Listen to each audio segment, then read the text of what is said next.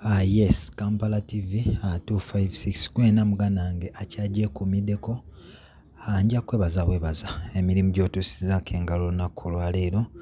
Gwe wenna nga gwe wasalawo amawulire gonna naddala agafa mu ggwanga Uganda ku ludda luno olw'ebyobufuzi n'olw'ebintu ebirala byonna nga gwe wasalawo ojja kugafunira no Kampala TV 256 wakola okusalawo kutuufu. Ate gwe eno omupya nga obadde tonnaba kubanga osubscribinga, nja kusaba okusubscribinga, okulikinga ate era n'okukomentinga. Omanyi okomentinga kuno kulungi olw'ensonga nti buli muntu amwongera okuba nga mutegeera endowooza buli omu gy'abeera alowoozezza.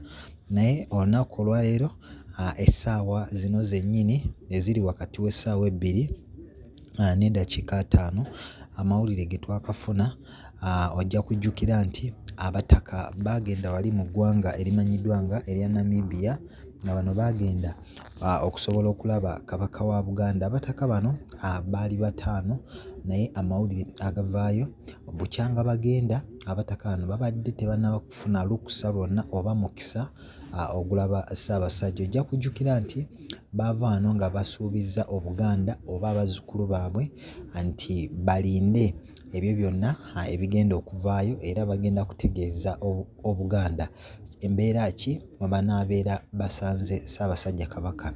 Ojja kujjukira we baali bagenda mu ggwanga lya Namibia baavaayo ne bakuba olukuŋŋaana lw'abamawulire ne bavaayo ne bategeeza yadde Ssaabasajja Kabaka twamulabyeko mu katambi akamu ng'ayogerako eri Obuganda naye tetuli bamativu era twandyetaaze okugenda ne tulaba ku Ssaabasajja olwo tukomewo tunnyonnyole Obuganda mbeera ki Omutanda oba Ssaabasajja Kabaka gye tumuleseemu.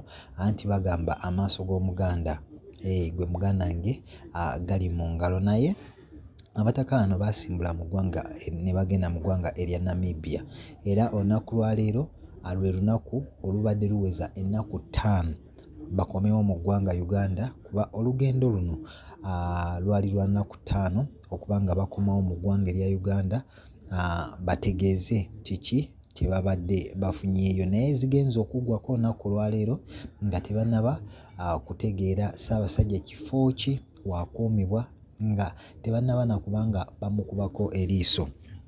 Bano nno baakubye essimu e Mengo nga basaba Obwakabaka bwa Buganda okubayambako okubanga bazuula ddwaliro ki Ssaabasajja Kabaka wa Buganda waali, olw'ensonga nti we baatuuka mu ggwanga lya Namibia baategeezebwa okulaba Ssaabasajja Kabaka balina okubeera n'ebbaluwa oba n'olukusa olulaba Ssaabasajja Kabaka nga luva e Mengo.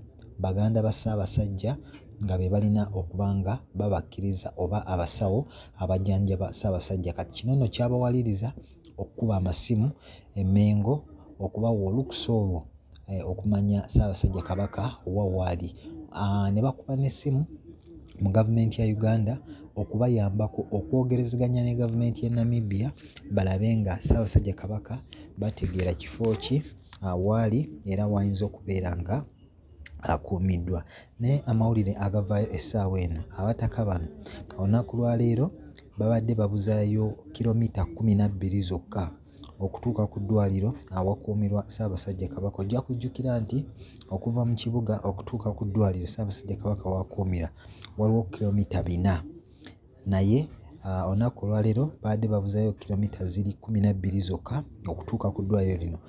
Poliisi okuva ali mu ggwanga lya Namibia nesobola okuba nga ebakutte era kitegeezeddwa nti abataka bano bali mu mikono gya poliisi wali mu ggwanga erya Namibia, nga amawulire ge twakasembayo okutegeera batwaliddwa ku kitebe kya poliisi mu ggwanga lya Namibia nga tebannaba kubanga balaba Omutanda oba tebannaba kubeera nga balaba Ssaabasajja Kabaka. Era tukyalindiridde okulaba ekinaavaayo. Ojja kujjukira nti n'ennaku zaabwe nga bwe nkutegeezezaako mu maaso awo ezibadde ez'obugenyi mu ggwanga lino ziweddeko olunaku olwaleero. So tetunnaba kutegeera oba banaayongezaayo ennaku ezo nga bayita mu visa ezaabaweebwa oba bagenda kutikkibwa butikkibwa ku nnyonyi okuba nga baddizibwa wano mu ggwanga erimanyiddwa nga erya Uganda. So ge amawulire agakyetoololera ku bataka kw'oteeka ne Ssaabasajja Kabaka wa Buganda. Kankwagalize ekiro ekirungi gwena muganange eyeekuumira Kampala TV 256. Ensonga eno tujja kuba tugirondoola n'okutuusaako amawulire gonna agakyetoololera ku bataka bano ne Ssaabasajja Kabaka wa Buganda.